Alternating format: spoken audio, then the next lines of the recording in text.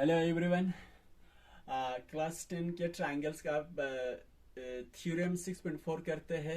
S S S similarity theorem भी कहते हैं। तो इस S S S similarity theorem ये कह रहे हैं कि if two triangles whose corresponding sides are in the same ratio are proportional, अगर दो ट्रायंगल्स है उन दोनों ट्रायंगल्स का corresponding साइड जो है प्रोपोर्शनल में हो यानी कि सेम रेशियो में हो, तो हमें ये दिखाना है कि उस दोनों ट्रायंगल के कोरस्पॉन्डिंग एंगल्स को हमें क्या करना है, इक्वल दिखाना है, यानी कि वो दोनों ट्रायंगल हमें क्या दिखाना है, सिमिलर दिखाना है। ठीक है, यही हम इस थ्योरम में हम क्या करेंगे, प्रूफ करके दिखाएंगे। तो सबसे पहले हम क्या करेंगे, दो ट्रायंगल्स बना लेते हैं। ठीक है,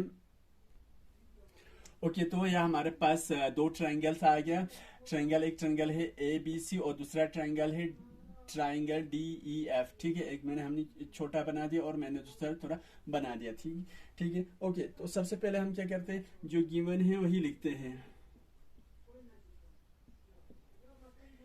गिवन ये है कि इन दोनों ट्रायंगल्स के कोरस्पॉन्डिंग साइड्स का जो है सेम प्रोपोर्शनल में है, यानी कि सेम रेशियो में है, तो दैट मीन्स प्रोपोर्शनल में है।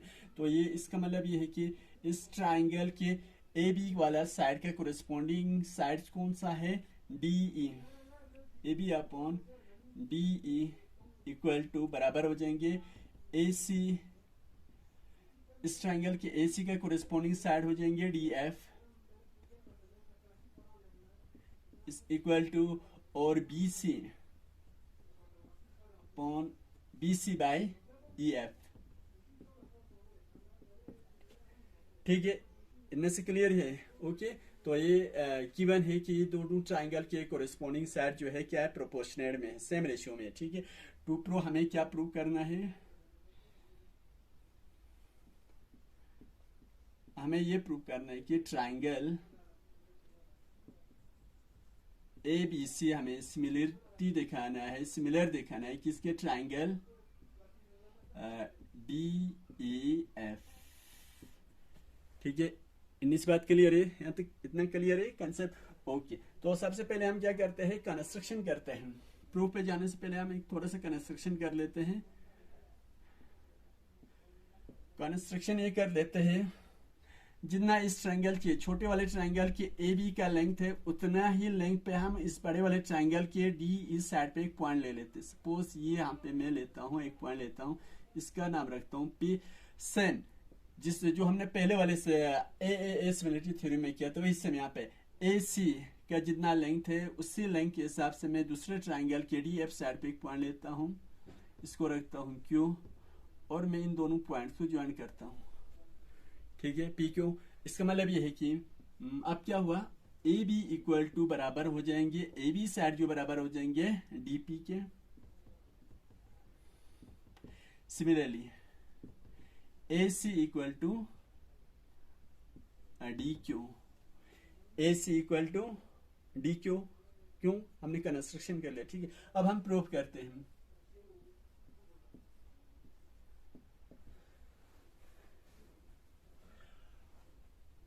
ओके, प्रूफ ये करते हैं कि ए बी मैं दो साइड ले रहा हूं, ए बी बाय ये वाला साइड ए बी जो है इस ट्रायंगल डी एफ के कौन सा वाले साइड के बराबर है, कोरिस्पोंडिंग प्रोपोर्शनल में है, ए बी जो है डी ई के। इक्वल टू सिमिलरली ए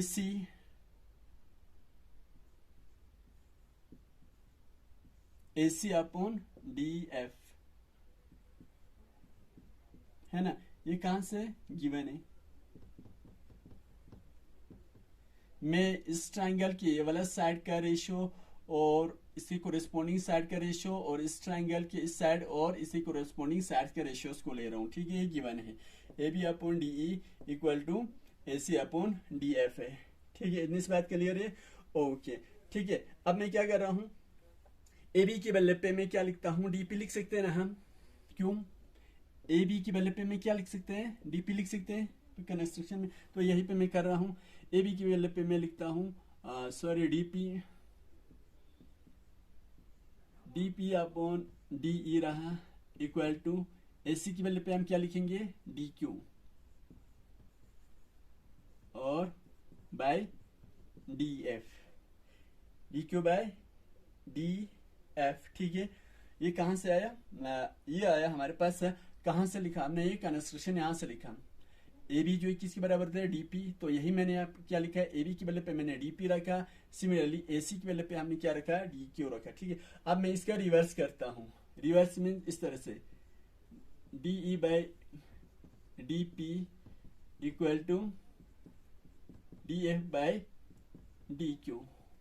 ठीक है, इतनी सी बात क्लियर है, ओके यहाँ तक, ओके। तो अब मैं यहाँ पे आ रहा हूँ, अब मैं दोनों साइड में से डी ई पॉन क्या है डी पी, दोनों में से मैं -1 करता हूं equal to D F upon D Q, इसमें से भी मैं क्या करता हूं -1 करता हूं, दोनों में से मैं -1 करता हूं। ठीक है, ओके, -1 कर दो तो क्रॉस मल्टीप्लाई कर, इसके नीचे कुछ नहीं तो 1 और इस 1 के नीचे कुछ नहीं तो 1 आ जाएंगे। ठीक है, डी ई इंटू 1 तो फिर से डी आ जाएंगे, माइनस डी पी इंटू 1 फिर से डी पी, और नीचे क्या हो जाएंगे डी पी, और नीचे आ जाएंगे डी पी इक्वल टू फिर से ये हो जाएगा D F minus D Q और नीचे डी क्यू। ठीक है, इतनी क्लियर है। अब यहां देखिए D E minus D P, D E ये पूरा साइड है, डी ई माइनस पी, अगर इस पूरे डी ई में से पी ई साइड को निकाला तो क्या बचा, पूरे साइड में से D E minus D P, अगर डी ई में से डी पी को निकाला तो क्या बचा, पी ई बचा हमारे पास। ठीक है, यही यहाँ पे लिखता हूं P E by D P equal to same D F minus D Q, अगर पूरे साइड में से डी एफ में से डी क्यू को निकालो तो ये वाला साइड अगर निकाल दो तो क्या बचा, क्यू एफ और नीचे हमारे पास है डी क्यू।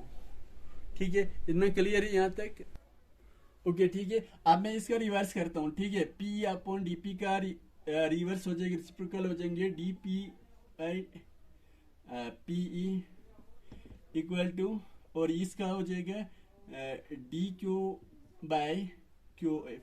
ठीक है, इतनी सी बात क्लियर है, ओके। अब इस ट्रायंगल में देखिए, ट्रायंगल डी ई एफ में क्या है, D P by P E, D P by P E equal to D Q by Q F, यानी कि इस दो ट्रायंगल के इस साइड का रेशियो और ये साइड का रेशियो इक्वल हो रहा है। इक्वल होने का मतलब ये है, बीपीटी थ्योरम के हिसाब से इक्वल तभी हो सकते हैं अगर पी क्यू क्या हो, ई एफ के पैरेलल हो। ठीक है, तो यही पे यहाँ मैं लिखता हूँ P Q is parallel to E F, P Q parallel to E F, कहाँ से है ये, by converse BPT, converse BPT theorem. ठीक है, अगर किसी दो ट्रायंगल के दो साइड्स के रेशियोज अगर इक्वल आ रहे हैं, किसी ट्रायंगल के अगर साइड्स के रेशियोज अगर इक्वल हो रहे हैं, तो इसका मतलब ये है कि ये वाला जो गिवन लाइन जो है इस ट्रायंगल की इस साइड की क्या है, पैरेलल है। वही हमने लिखा पी क्यू पैरेलल टू क्या है, पी एफ है। इसका मतलब ये है कि अगर ये दो लाइन पैरेलल है तो ये वाला एंगल ई जो है इस पी के बराबर हो जाएंगे, और एंगल एफ जो है किसके बराबर, एंगल क्यों, क्योंकि ये दोनों क्या है, अगर ये दो लाइन पी क्यू और ई एफ पैरेलल है तो ये वाला एंगल ये एंगल इक्वल हो जाएंगे, कोरेस्पोंडिंग एंगल, और इस सिमिलरली ये एंगल और ये एंगल भी क्या हो जाएंगे, इक्वल हो जाएंगे। वही यहाँ पे मैं लिख रहा हूं angle E equal to angle P, similarly angle F equal to angle Q, इसको आप इससे लिखते हैं कोरेस्पोंडिंग एंगल्स, कोरेस्पोंडिंग एंगल्स। ठीक है, इतना क्लियर है, बहुत आसान है। आप थोड़ा सा कंसल्ट कर लीजिए, क्योंकि हमने देखा कि पी क्यू जो है ई एफ के पैरेलल आ रहे हैं, क्योंकि इस साइड के ये साइड का रेशियो और इस साइड के रेशियो जो है इक्वल हो रहे हैं। इसका मतलब ये है कि पी क्यू जो है इस ट्रायंगल की एफ के पैरेलल है। इसका मतलब ये है कि ये एंगल और ये एंगल बराबर हो जाएंगे, क्योंकि ये कोरेस्पोंडिंग एंगल्स हुआ, और इसी तरह से एंगल एफ और एंगल क्यू भी क्या हो जाएंगे, इक्वल हो जाएंगे। क्यों, ये भी कोरेस्पोंडिंग एंगल्स है। तो बाय ये दो ट्रायंगल, इसमें इस फिगर के अंदर दो ट्रायंगल है ना, डी पी क्यू और डी ई एफ, तो इसी को मैं यहाँ पे इस तरह से लिखता हूँ, by angle angle criteria by angle criteria triangle DPQ कौन सा वाला ट्राइंगल डीपीक्यू, ठीक है, सिमिलर है ट्राइंगल किसके, ट्राइंगल डीईएफ के, ट्राइंगल डीईएफ, ठीक है, इस बात क्लियर है। अगर ये जो ट्राइंगल डीपीक्यू और डीईएफ जो है ट्राइंगल अगर सिमिलर है, इसका मतलब ये है कि इस ट्राइंगल डीपीक्यू के डीपी वाला डीपी का साइड जो है डीपी बाय डीई, आप समझ रहे हो मैं ये कैसे कर रहा हूं, ये वाला ऊपर वाले ट्राइंगल का डीपीक्यू का ये साइड और नीचे वाला पूरा डीईएफ का ये वाला साइड डीई साइड, वही मैं लिखा DP by DE equal to हो जाएंगे डीक्यू